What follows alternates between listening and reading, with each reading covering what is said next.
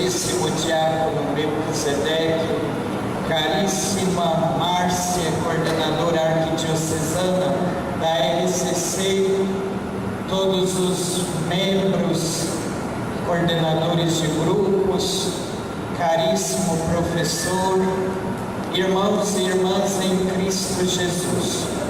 A primeira leitura de hoje, tirada dos Atos dos Apóstolos, vai nos contar a história de como aconteceu Pentecostes. Em primeiro lugar, os apóstolos estavam fechados, com medo, porque Jesus havia sido morto. Então, muitas vezes, fechados no medo ou na morte. Quantas vezes nós também corremos o risco de nos fecharmos no medo ou na morte? De repente houve um barulho, uma ventania. O padre nasceu na roça e eu sei que para colocar fogo, hoje não pode, porque o Ibama prende a gente, né? Mas quando eu era criança, era tudo fogo na roça. Então, o dia que tinha vento, mas era uma beleza. O fogo passava, levava. Então, ventania e fogo. A melhor imagem para mim do Espírito Santo, o fogo. Nós temos no nosso imaginário que a imagem mais bonita para o Espírito é pomba.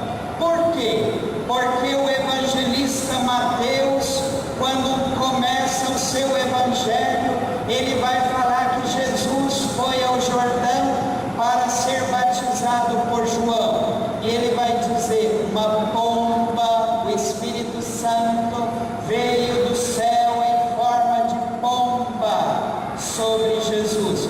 Aí pegou a pomba. A pomba era a imagem do que tinha acontecido em Gênesis com Noé. Quando Noé solta a pomba para que ela volte com o galho da oliveira, símbolo da vida. Então a criação pode recomeçar.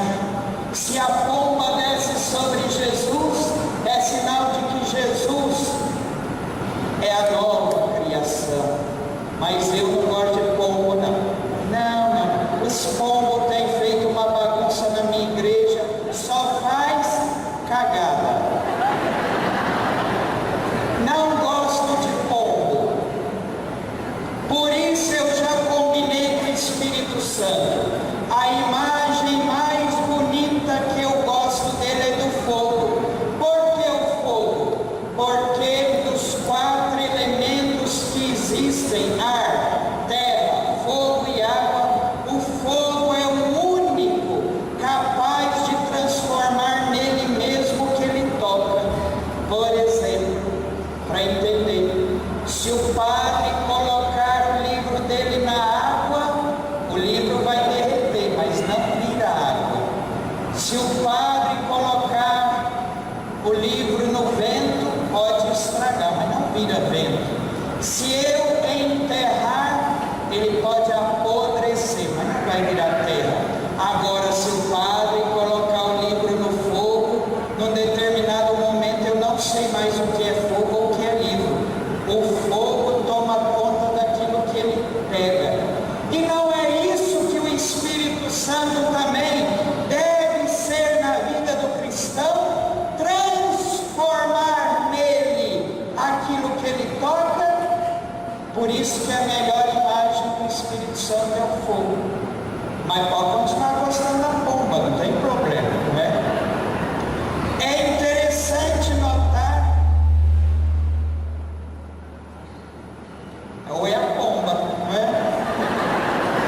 Ele disse, é o fogo. Eu falei, ou é a pomba. É interessante notar que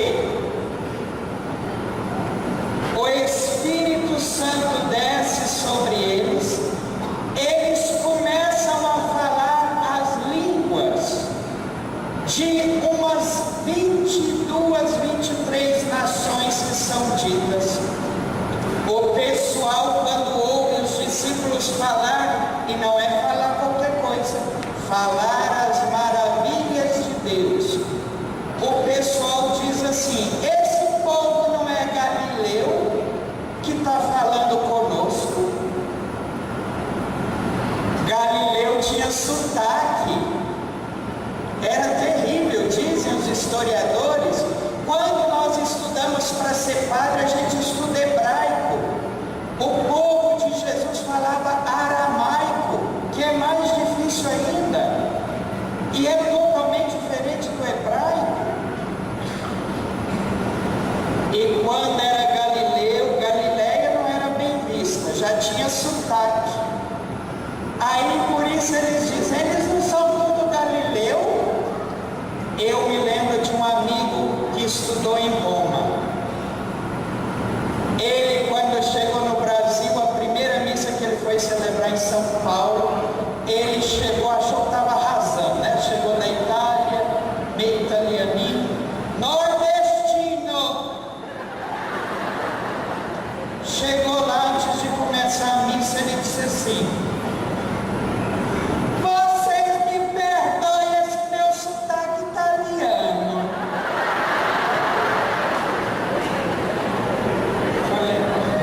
Falei, ó, cheio bichinho, aonde tu tem sotaque italiano? Então eu fico imaginando o sotaque dos galileus. Mas foram esse povo simples, com sotaque ou sem sotaque, que todos aqueles, não há entre nós judeus, gente do Ponto e da Ásia, da Frígia e da Panfilha, gente da Líbia, próxima de Cirene, cretenses e árabes, vai dar 20 e poucas nações aí, gente de toda a terra, diz, claro, de toda a terra conhecida, é bom dizer, não é? A universalidade da língua, essa história de Pentecostes é o contrário da primeira leitura de ontem, da missa da vigília de Pentecostes. Ontem nós escutávamos na primeira leitura, tirada do Gênesis, a leitura da Torre de Babel, Babel, em hebraico Deus que confunde. Os homens acharam uma planície em Senaar e disseram: vamos construir uma torre que atinja o céu. O primeiro desejo do ser humano, se igualar a Deus. A primeira tentação: construamos uma torre que atinja o céu. Se antes as construções eram de pedra, eles disseram: vamos cozer tijolos e vamos usar argamassa para ficar mais firme. Mas todos aqueles que querem chegar a Deus só do baixo, querendo atingir o lugar de Deus, aliás, essa foi a proposta do demônio quando ele enganou a mulher: vós sereis como Deus. E aí a mulher foi e comeu a maçã, e ainda deu para o homem, né? O professor está dizendo: mulher terrível, desde o começo, a cobrinha tentou, ela não resistiu. Um amigo meu disse que a cobra foi muito astuta, que ela prometeu tudo para a mulher e a mulher era decidida: não, não, não, Deus falou que não. Aí a cobra ia desistir, de repente voltou: essa fruta emagrece. A mulher disse: então me dá uma dúzia. Eu não sei se foi, mas em todo caso,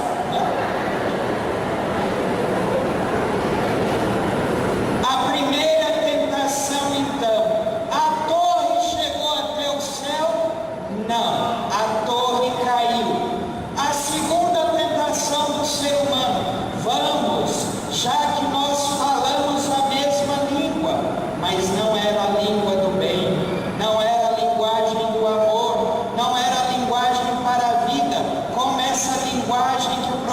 professor disse que o mundo tem colocado para destruir as nossas famílias é um transvestir da palavra, é um adultério. O professor usou essa palavra. Então, ao invés da unidade, houve a dispersão. E a terceira tentação do homem, querer ser famoso.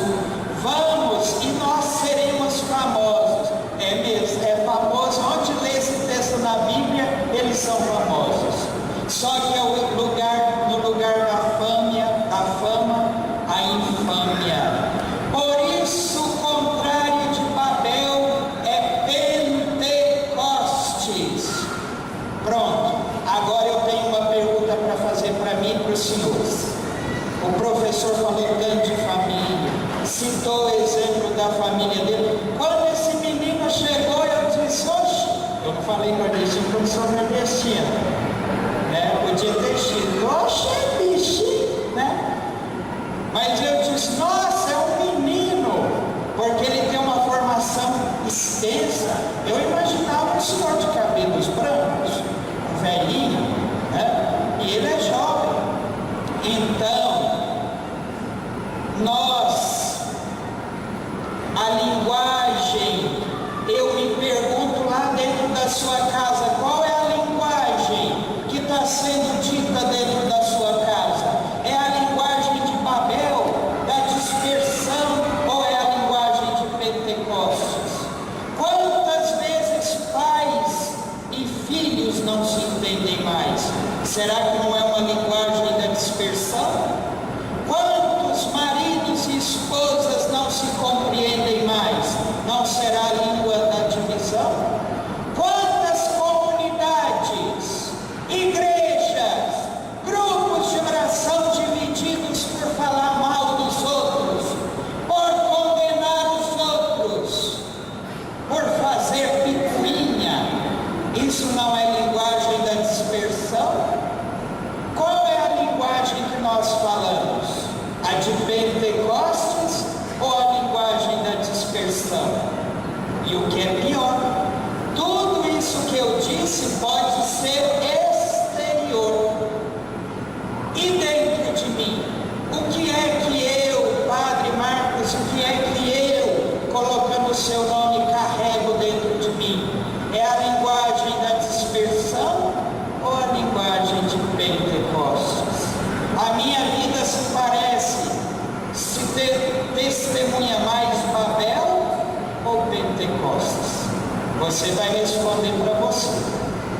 Já na segunda leitura, São Paulo vai dizer assim: há diversidade de dons, mas um mesmo é o Espírito.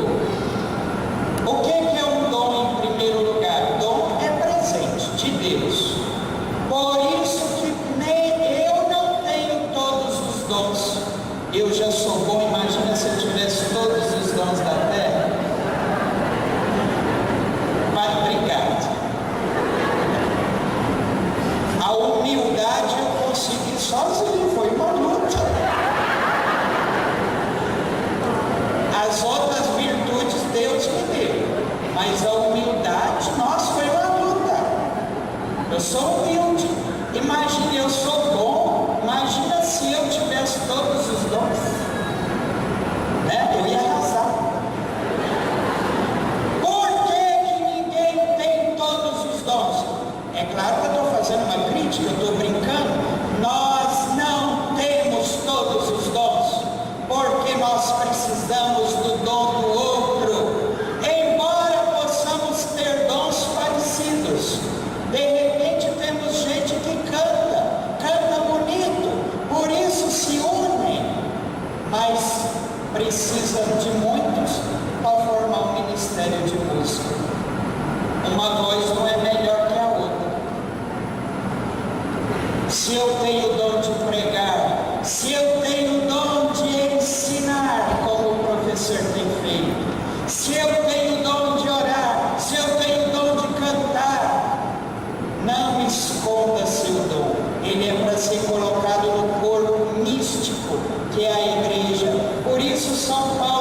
também a diversidade de ministérios.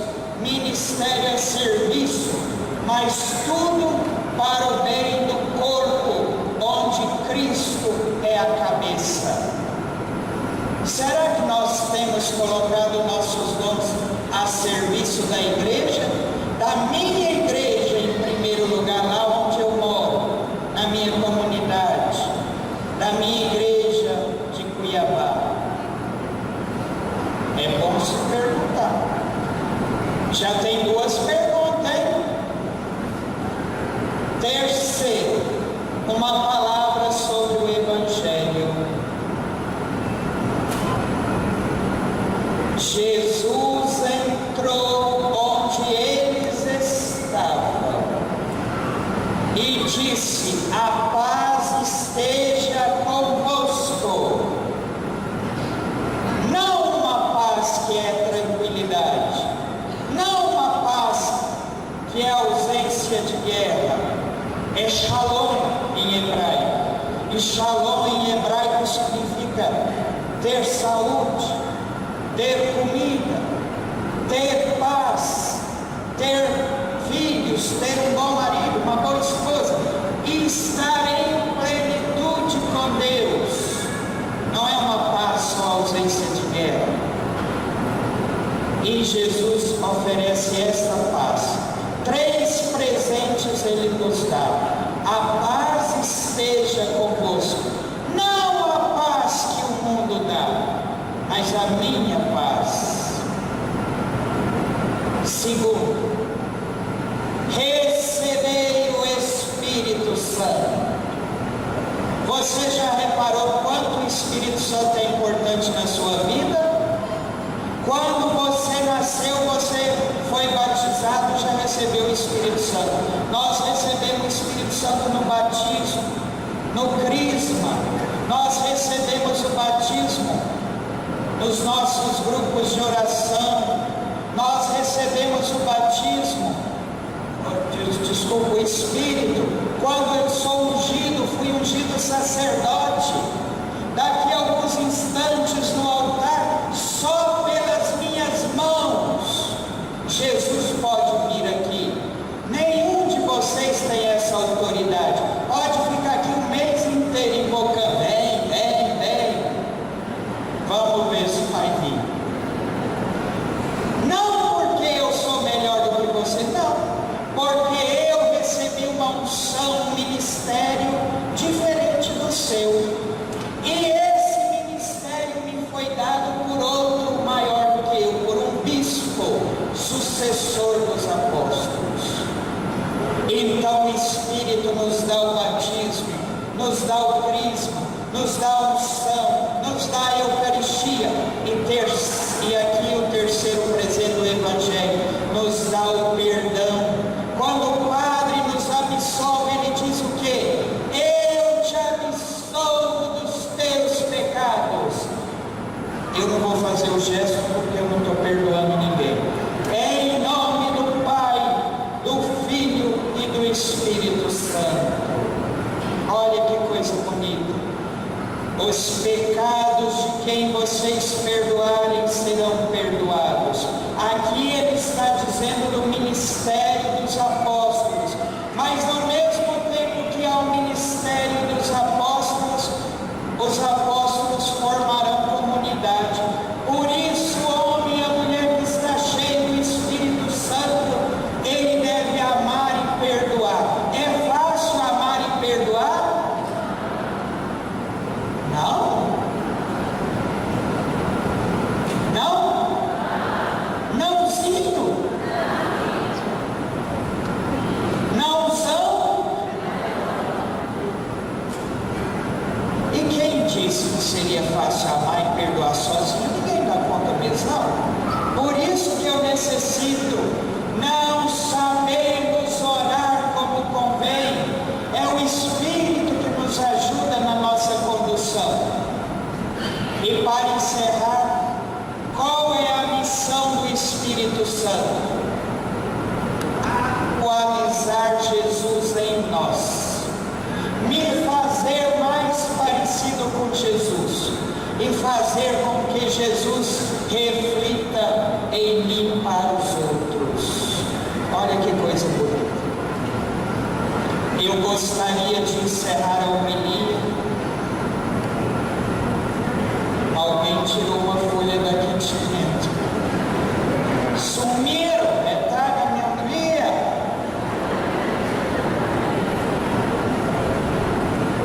Quem trouxe de lá para cá tinha uma folha dentro.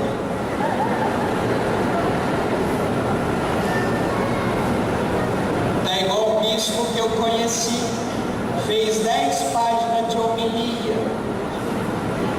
Aí o vento bateu, derrubou tudo, eu não sabia, não tinha número. Aí ele olhou para mim que estava do lado dele, eu falei, é melhor rezar o creio. Eu acho que é melhor de rezar o creio. Sumiram.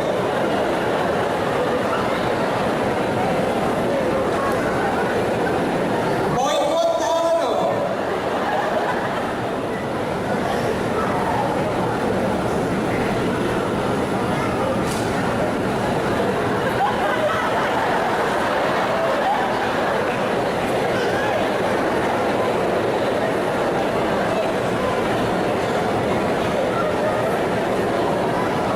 Eu iria ler ou vou ler, se acha não?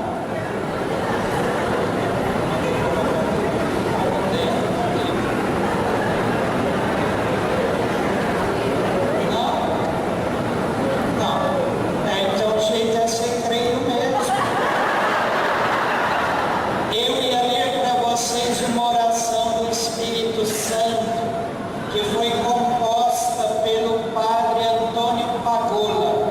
O Padre Antônio Pagola é um padre de Madrid, professor, excelente professor, acusado muitas vezes de ser da teologia da libertação. Eu não gosto que use esse termo na igreja. As pessoas, outro dia alguém disse assim, padre, de qual ala o senhor é? Eu falei, ala? Eu não sabia que a igreja ia sair em carnaval. Ala? Que ala? Ala tradicional ou da libertação? Eu falei, meu amigo, o que significa a palavra teologia? Theos, logos, estudo de Deus.